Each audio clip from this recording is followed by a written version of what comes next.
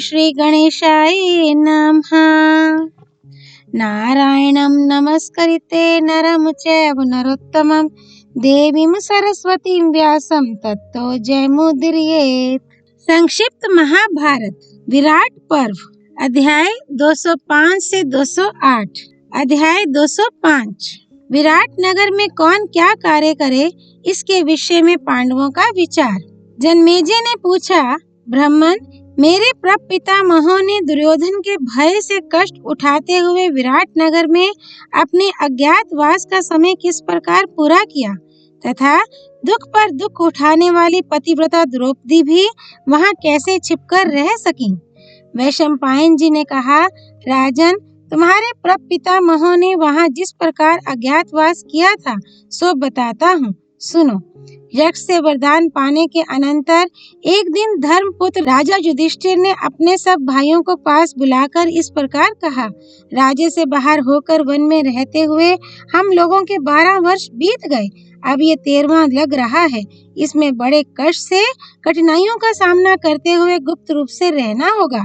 अर्जुन, तुम अपनी रुचि के अनुसार कोई अच्छा सा निवास स्थान बताओ जहां हम सब लोग चलकर 1 वर्ष रहें और शत्रुओं को इसकी कानों कान खबर ना हो। अर्जुन बोले, महाराज, इसमें तनिक भी संदेह नहीं कि धर्मराज के दिए हुए वर के प्रभाव से हमें कोई भी मनुष्य पहचान नहीं सकता, अतः हम लोग स्वच्छंदता पूर्वक इस पृथ्वी पर विचरते रहेंगे। तो भी मैं आपसे निवास करने योग्य कुछ रमणीय एवं गुप्त राष्ट्रों के नाम बताता हूँ। कुरु देश के आसपास बहुत से सुरम्य प्रदेश हैं जहाँ बहुत अन्न होता है। उनके नाम ये हैं, पंचाल, चेदी, मत्स्य, शूरसेन, पटचर, दशारण, नवराष्ट्र, मल, शाल्व, युगंधर, कुंती राष्ट्र, सुराष्ट्र और अवंती। इनमें से किसी भी देश को आप निवास के लिए पसंद कर लें, उसी में हम सब लोग इस वर्ष रहेंगे। युधिष्ठिर ने कहा, तुम्हारे बताए हुए देशों में से मत्स्य देश का राजा विराट बहुत बलवान है और पांडु वंश पर प्रेम भी रखता है, साथ ही वह उदार, धर्मात्मा और वृद्ध भी है। इसलिए विराट नगर में ही हम 1 वर्ष तक निवास करें और राजा का कुछ काम करते रहें। किंतु अब तुम लोग यह बताओ कि मत्स्य देश में रहते हुए हम राजा विराट के किन किन कामों को कर सकते हैं। अर्जुन ने पूछा, नरदेव, आप उनके राष्ट्र में कैसे रह सकेंगे अथवा कौन सा काम करने से विराट नगर में आपका मन लगेगा। युधिष्ठिर बोले, मैं पासा खेलने की विद्या जानता हूँ और वह खेल मुझे पसंद भी है, इसलिए कंक नामक ब्राह्मण बनकर राजा के पास जाऊंगा और उनकी राजसभा का एक सभासद बना रहूंगा। मेरा काम होगा राजा, मंत्री तथा राजा के संबंधियों को पासा खिलाकर प्रसन्न रखना। भीमसेन, अब तुम बताओ कौन सा काम करने से विराट के यहाँ प्रसन्नता पूर्वक रह सकोगे। भीम ने कहा, मैं रसोई बनाने के काम में चतुर हूँ, अतः बल्लभ नामक रसोइया बनकर राजा के दरबार में उपस्थित होऊंगा। युधिष्ठिर, अच्छा, अर्जुन क्या काम करेगा। अर्जुन ने कहा, मैं हाथों में शंख तथा हाथी दांत की चूड़ियां पहनकर सिर पर चोटी गूंथ लूंगा और अपने को नपुंसक घोषित कर भृनला नाम बताऊंगा। मेरा काम होगा राजा विराट के अंतःपुर की स्त्रियों को संगीत और नृत्य कला की शिक्षा देना, साथ ही उन्हें कई प्रकार के बाजे बजाना भी सिखाऊंगा। इस तरह नर्तकी के रूप में मैं अपने को छिपाए रहूंगा। युधिष्ठिर ने कहा, भैया नकुल, अब तुम अपनी बात बताओ, राजा विराट के यहाँ तुम्हारे द्वारा कौन सा कार्य संपन्न हो सकेगा। नकुल ने कहा, मुझे अश्वविद्या की विशेष जानकारी है। घोड़ों को चाल सिखलाना, उनकी रक्षा और पालन करना तथा उनके रोगों की चिकित्सा करना, इन सब कार्यों में मैं विशेष कुशल हूँ। अतः राजा के यहाँ जाकर मैं अपना नाम ग्रंथिक बताऊंगा और उनका अश्वपाल बनकर रहूंगा। अब युधिष्ठिर ने सहदेव से पूछा, भैया, राजा के पास जाकर तुम किस प्रकार अपना परिचय दोगे और कौन सा काम करके अपने स्वरूप को गुप्त रख सकोगे? सहदेव ने कहा, मैं राजा विराट की गौओं की संभाल रखूंगा। कितनी ही उद्यत गौ क्यों ना हो, मैं उसे काबू में कर लेता हूँ। गौओं के दुहने और परीक्षा करने में भी मैं कुशल हूँ। गौओं के जो लक्षण या चरित्र मंगलमय होते हैं, उनका भी मुझे अच्छा ज्ञान है। मैं उन शुभ लक्षण वाले बैलों को भी जानता हूँ, जिनके मूत्र को सूंघ लेने मात्र से बांझ स्त्री भी गर्भ धारण कर सकती है। इसीलिए मैं गौओं की सेवा करूंगा। मेरा नाम होगा तंतीपाल। मुझे कोई पहचान नहीं सकता। मैं अपने कार्य से राजा को प्रसन्न कर लूंगा। अब युधिष्ठिर द्रौपदी की ओर देखकर कहने लगे, ये द्रुपद कुमारी तो हम लोगों को प्राणों से भी अधिक प्यारी है। भला ये वहां जाकर कौन सा कार्य करेगी? द्रौपदी बोली, महाराज, आप मेरे लिए चिंता ना करें। जो स्त्रियां दूसरों के घर सेवा के कार्य करती हैं, उन्हें सैरंध्री कहते हैं। अतः मैं सैरंध्री कहकर अपना परिचय दूंगी। केशों के श्रृंगार का कार्य मैं अच्छी तरह जानती हूँ। पूछने पर बताऊंगी कि मैं द्रौपदी की दासी थी। मैं स्वतः अपने को छिपा कर रखूंगी। इसके अलावा विराट की रानी सुदेशना भी मेरी रक्षा करेंगी। अतः आप मेरी ओर से निश्चिंत रहें। अध्याय 206। धौम्य का युधिष्ठिर को राजा के यहाँ रहने का ढंग बताना। वैशंपायन जी कहते हैं, द्रौपदी सहित सब भाइयों की बातें सुनकर राजा युधिष्ठिर ने कहा, विधाता के निश्चय के अनुसार जो जो कार्य तुम लोग करने वाले हो, सो सब तुमने सुना दिए। मुझे भी अपनी बुद्धि के अनुसार जो कुछ उचित जान पड़ा, वह अपना कर्तव्य बताया। अब पुरोहित धौम्य मुनि सेवकों और रसोइयों के साथ राजा द्रुपद के घर पर जाकर रहें और हमारे अग्निहोत्र की रक्षा करें। इंद्रसेन आदि सारथी और सेवक गण खाली रथ लेकर द्वारका चले जाएं, तथा ये सब स्त्रियां और द्रौपदी की दासियां रसोइयों और नौकरों सहित पंचाल को लौट जाएं। किसी के पूछने पर सबको यही बताना चाहिए कि हमें पांडवों का पता नहीं है। वे हमको द्वैत वन में ही छोड़कर ना जाने कहां चले गए। इस प्रकार परस्पर निश्चय करके पांडवों ने धौम्य मुनि से सलाह की। धौम्य ने उनके समक्ष अपना विचार इस प्रकार रखा, पांडवों, तुमने ब्राह्मण, सुहृद, सेवक, वाहन, अस्त्र शस्त्र और अग्नि आदि के संबंध में जैसी व्यवस्था की है, सब ठीक है। अब मैं तुम्हें ये बता देना चाहता हूँ कि राजा के घर में रहकर कैसा बर्ताव करना चाहिए। राजा से मिलना हो तो पहले द्वारपाल से मिलकर उनकी आज्ञा मंगा लेनी चाहिए। राजाओं पर पूर्ण विश्वास कभी नहीं करना चाहिए। अपने लिए वही आसन पसंद करे जिस पर दूसरा कोई बैठने वाला ना हो। समझदार मनुष्य को कभी राजा की रानियों से मेल जोल नहीं बढ़ाना चाहिए। इसी प्रकार जो अंतःपुर में जाने आने वाले हों, उन लोगों से तथा राजा जिनसे द्वेष रखते हों या जो लोग राजा से शत्रुता करते हों, उनसे भी मित्रता नहीं करनी चाहिए। छोटे से छोटा कार्य भी राजा को जताकर ही करें। ऐसा करने से कभी हानि नहीं उठानी पड़ती।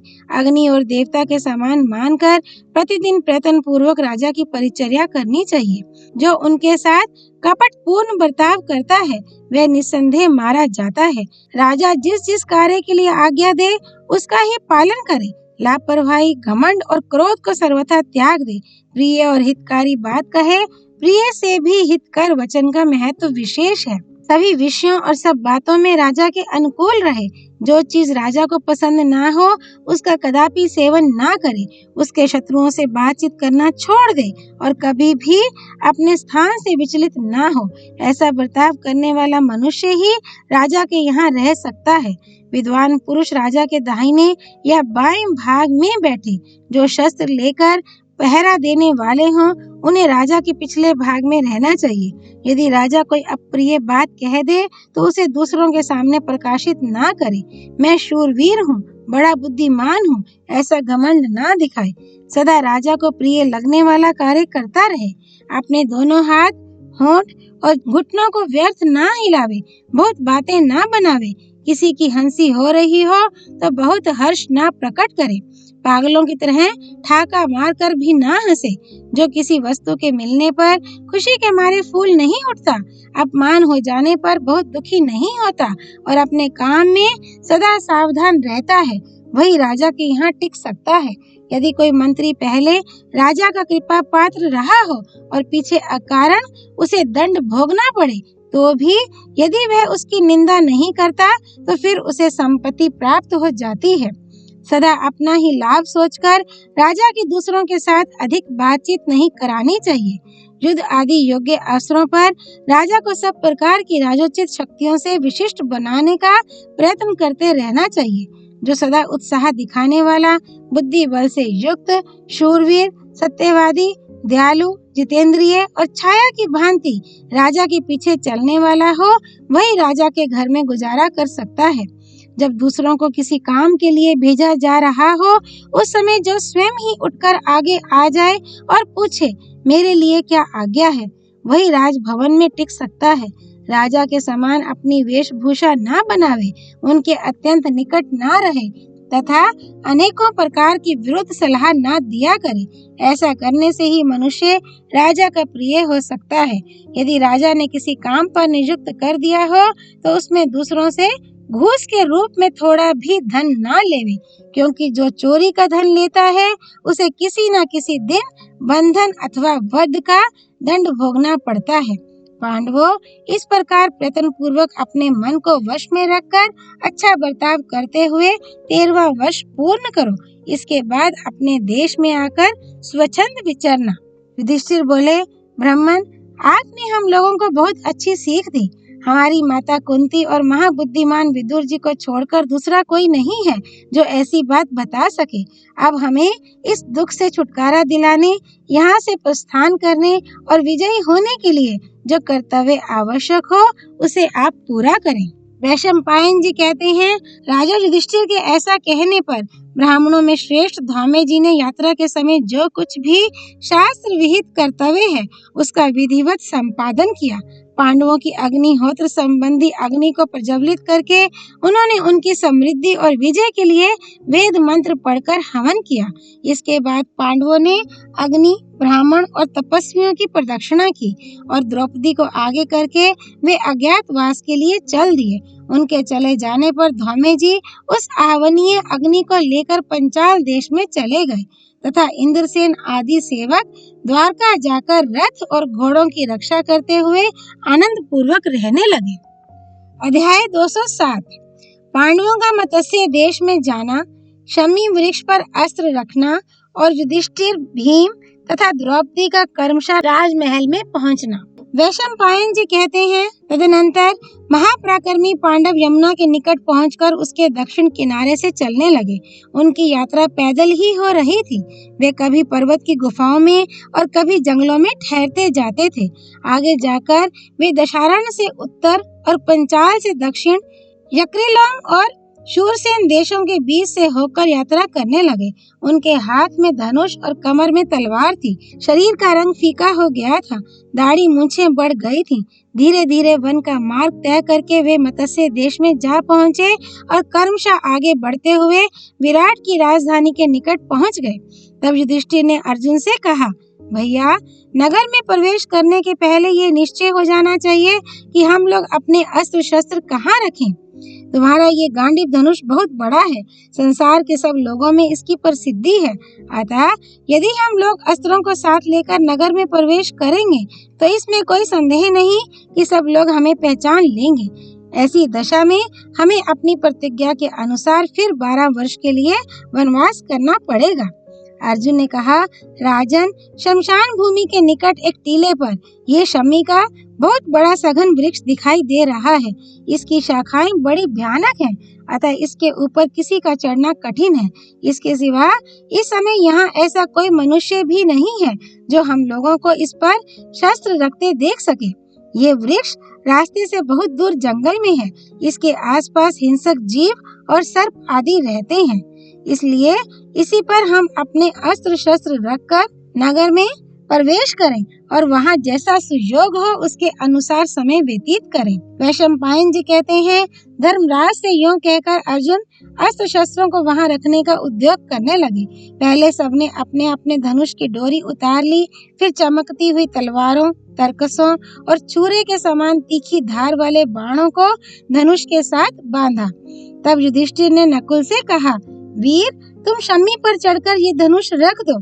आज्ञा पाते ही नकुल उस वृक्ष पर चढ़ गए और उसके खोड़वे में, जहाँ वर्षा का पानी पड़ने की संभावना नहीं थी, सबके धनुष रखकर उन्होंने एक मजबूत रस्सी से शाखा के साथ बांध दिया।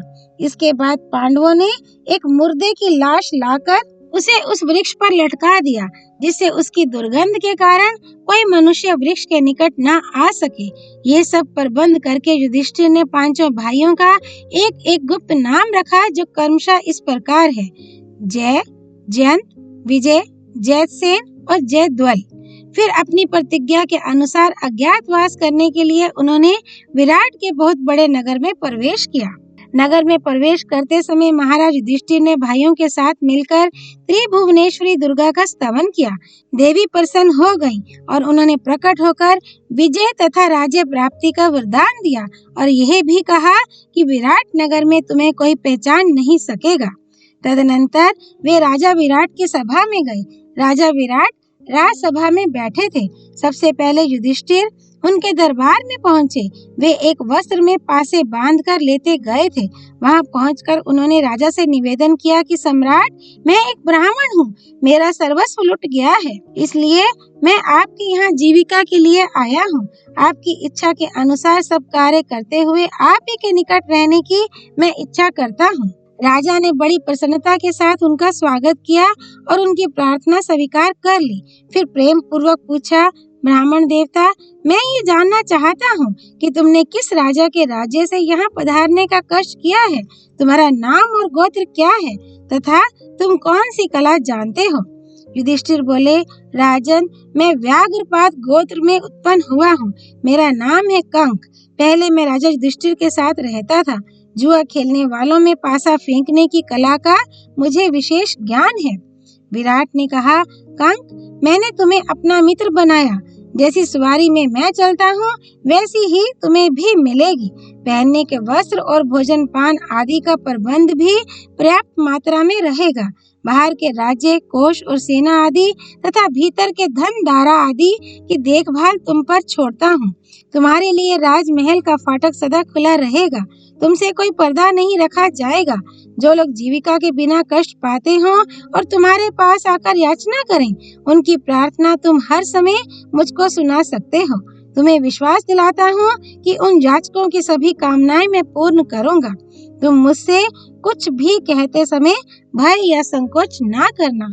राजा से इस प्रकार बातचीत करके युधिष्ठिर बड़े सम्मान के साथ वहाँ सुख पूर्वक रहने लगे। उनका गुप्त रहस्य किसी पर प्रकट ना हुआ। तदनंतर सिंह किसी मस्त चाल से चलते हुए भीमसेन राजा के दरबार में उपस्थित हुए। उनके हाथ में चमचा, करछी और साग काटने के लिए एक लोहे का काला छुरा था। वेश तो रसोइये का था, पर उनके शरीर से तेज निकल रहा था। उन्होंने आते ही कहा, राजन, मेरा नाम बल्लभ है। मैं रसोई का काम जानता हूँ। मुझे बहुत अच्छा भोजन बनाना आता है। आप इस काम के लिए मुझे रख लें। विराट ने कहा, बल्लभ, मुझे विश्वास नहीं होता कि तुम रसोइये हो।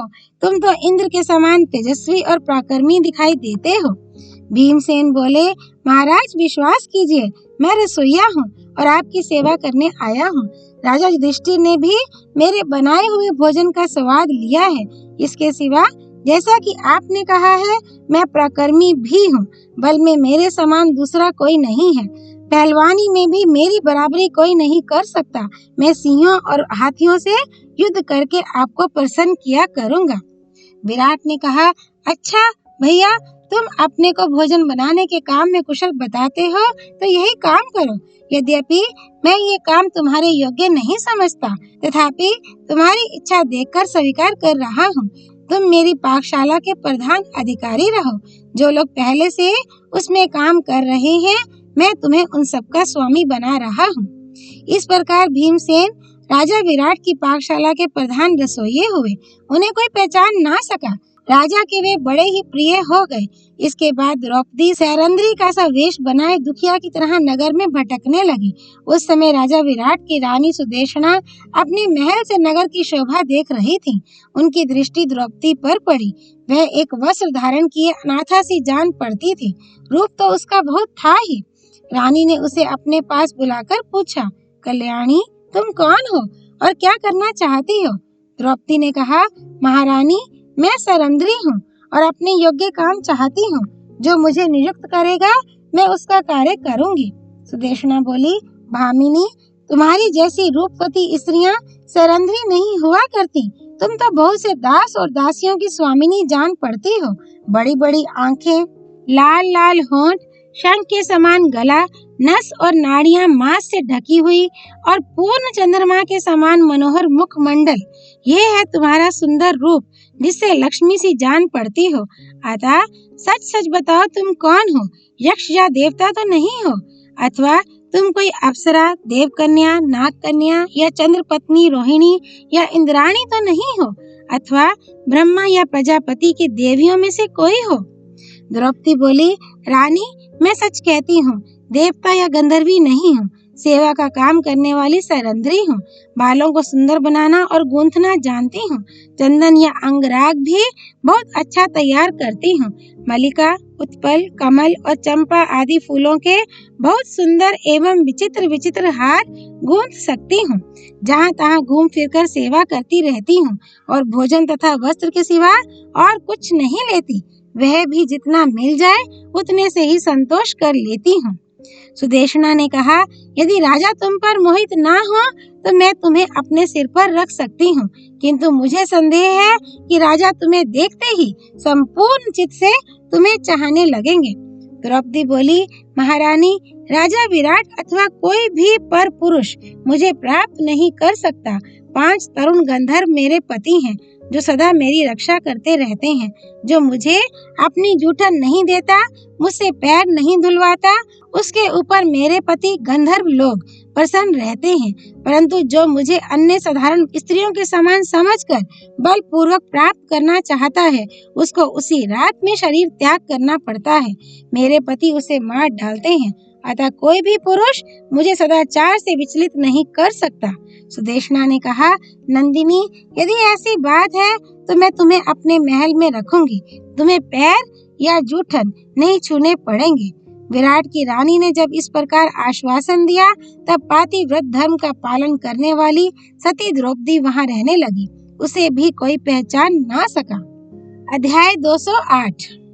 सहदेव, अर्जुन और नकुल का विराट के भवन में प्रवेश। वैशंपायन जी कहते हैं, तदनंतर सहदेव भी ग्वाले का वेश बनाकर वैसी ही भाषा बोलता हुआ राजा विराट की गौशाला के निकट आया। उस तेजस्वी पुरुष को बुलाकर राजा स्वयं उसके समीप गए और पूछने लगे, तुम किसके आदमी हो? कहाँ से आए हो? कौन सा काम करना चाहते हो? ठीक ठीक बताओ। सहदेव ने कहा, मैं जाति का वैश्य हूँ। मेरा नाम अरिष्टनेमी है। पहले मैं पांडवों के यहाँ गौओं की संभाल के लिए रहता था, पर अब तो वे पता नहीं कहाँ चले गए। बिना काम किए जीविका नहीं चल सकती और पांडवों के बाद आपके सिवा दूसरा कोई राजा मुझे पसंद नहीं है जिसके यहाँ नौकरी करूं। राजा विराट ने कहा, तुम्हें किस काम का अनुभव है? किस शर्त पर यहाँ रहना चाहते हो और इसके लिए तुम्हें क्या वेतन देना पड़ेगा? सहदेव बोले, मैं ये बता चुका हूँ कि पांडवों की गौओं को संभालने का काम करता था। वहाँ लोग मुझे तंतीपाल कहते थे। 40 कोस के अंदर जितनी गौएं रहती हैं, उनकी भूत, भविष्य और वर्तमान काल की संख्या मुझे सदा मालूम रहती है। कितनी गौएं थी, कितनी हैं और कितनी होंगी, इसका मुझे ठीक ठीक ज्ञान रहता है। जिन उपायों से गौओं की बढ़ती होती रहे, उन्हें कोई रोग व्याधि ना सतावे, उन सबको मैं जानता हूँ। इसके सिवा मैं उत्तम लक्षणों वाले ऐसे बैलों की भी पहचान रखता हूँ जिनका मूत्र सूंघने मात्र से बंध्या स्त्री को भी गर्भ रह जाता है। विराट ने कहा, मेरे पास एक ही रंग के 1 लाख पशु हैं। उनमें सभी उत्तम गुणों का सम्मिश्रण है। आज से उन पशुओं और उनके रक्षकों को मैं तुम्हारे अधिकार में सौंपता हूँ। मेरे पशु अब तुम्हारे ही अधीन रहेंगे। इस प्रकार राजा से परिचय करके सहदेव वहाँ सुख से रहने लगे। उन्हें भी कोई पहचान ना सका। राजा ने उनके भरण पोषण का उचित प्रबंध कर दिया।